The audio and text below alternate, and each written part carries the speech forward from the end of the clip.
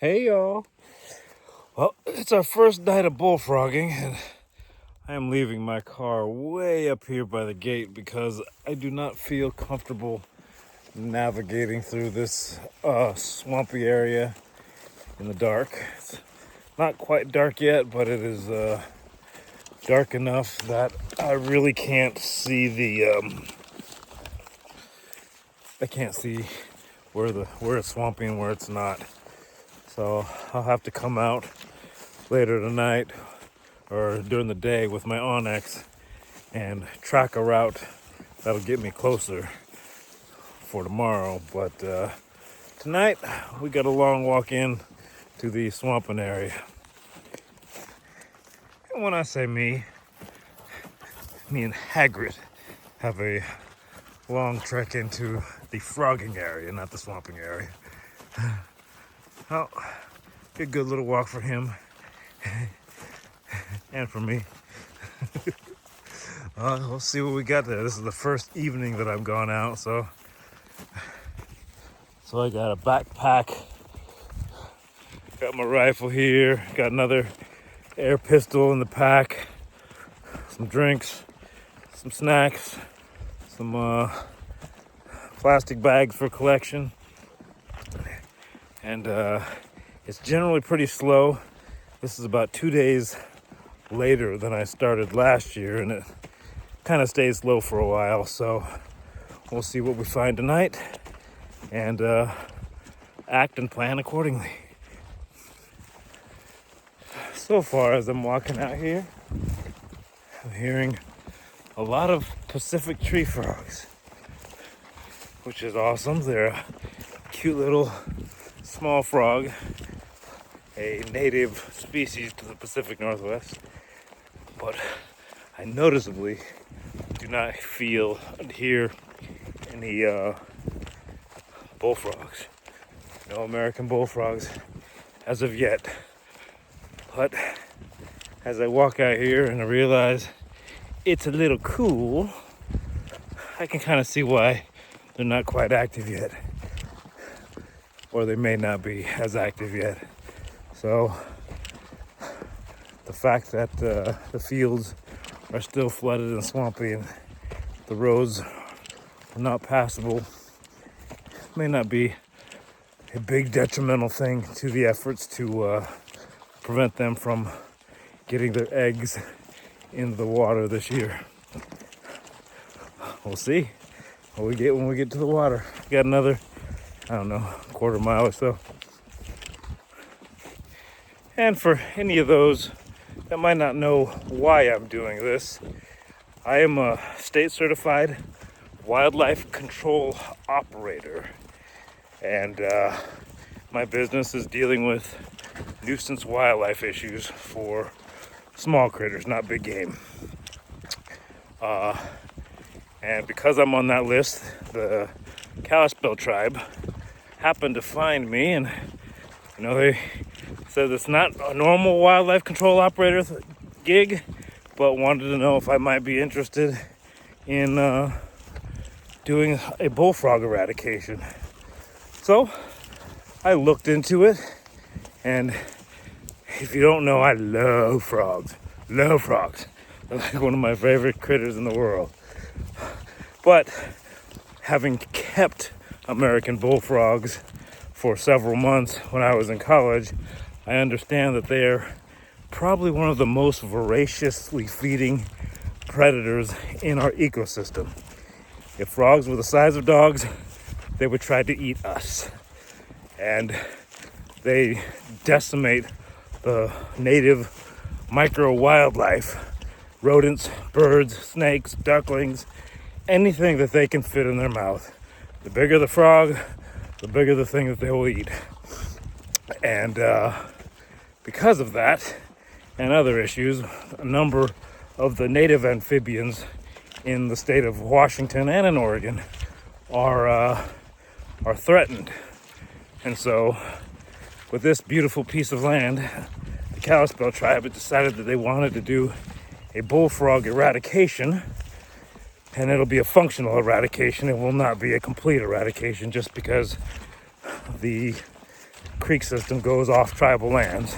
So inevitably there'll be bullfrog eggs going into the water above and below the area that the tribe controls. But if we can achieve a functional eradication, they'll be able to safely reintroduce leopard frogs into this ecosystem. And that is one of the threatened species here in this state. So this is my third year of doing this. It's a wildlife conservation work that I feel proud about doing and honored that I was able to win the contract with the Kalispel tribe to do this. So between now and the end of September, I have 75 field days of frogging that I gotta get in and do my best efforts to eliminate as many frogs as I can during the process. I think we're pretty close to 8,000 for the last 2 years thus far. So we got a lot more, but we are seeing diminishing numbers. When I ended the season last year, it was hard to find any clusters of tadpoles, which was a huge change from the previous year. So I think the efforts that I'm putting in and the tribe is putting in are really having a positive effect on this ecosystem. All right, we finally reached the water's edge, and we're gonna go look for some frogs. So far, walking the main creek system, I've only seen one. It dove well before I could get to it. And my little frog finder 2000 hasn't scared any up either. So I think I'm gonna go and we'll check some of the puddles that are off of the main channel that are there because the water level is high still, and the water in those puddles should be a little bit warmer, and that's where I found that frog during the day. So we'll give that a go. All right, here's one right there. Their eyes reflect, and so I'll have to try to get that one. It's me solo, so I won't be recording the shot, but we're hitting them up with little pellet guns. All right, here's the first frog collected. The first one I shot, I wasn't able to collect because it's too swampy and muddy. This one was at the edge, but just as I thought, they're sitting in these little shallows here. There, I saw there's another one up ahead, but they're sitting in the shallows right now where the water is a little warmer. So this guy goes into the bag. When I'm away from the creeks, this is what I'm looking at. There's very few landmarks to kind of place you. Luckily, I've been out here enough that I kind of know the lay of the land and where everything's at. And then I've got lots of waypoints and onyx if I got turned around. But yeah, navigating in an open grass field at night can be a little daunting. Until you reach a creek, and you have to figure out what part of the creek you're at.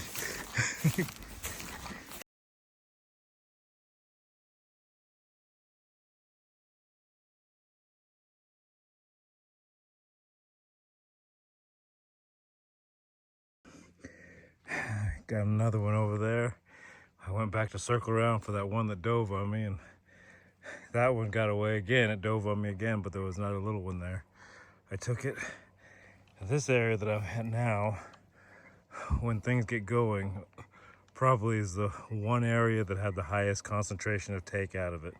We remove more frogs and tadpoles from this one little corner than anywhere else in the 2 mile plus of creek. Let's see, can you even see all the way across? Yeah, you can with the light. It's a pretty significant creek system. I was mentioning how their eyes glow. You see, that one's probably 60 or 80 yards out. Oh, can I capture it? Right there, you can see that little bead of glowing right in the middle of the screen. That's a reflection of a frog eye.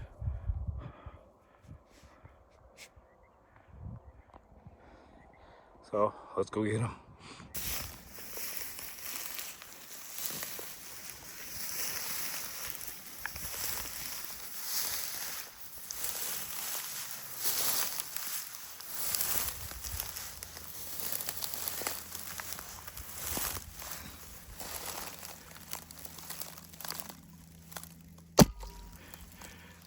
That's a good breeding age frog. That was a good take.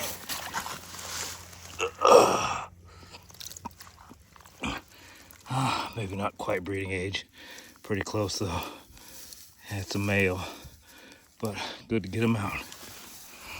Yeah, like I thought, these little flats where there's not part of the main creek and there's really shallow water, it's warm, that's where they're at. I took 2 more frogs from the last one right in the same area, and the one whose eyeball we're looking at is still over there. There's actually 2 over there, one right there and one right there. Yeah, well, I got 2 more frogs. I missed one though, the biggest one, but look what I have here. This is not a small bullfrog.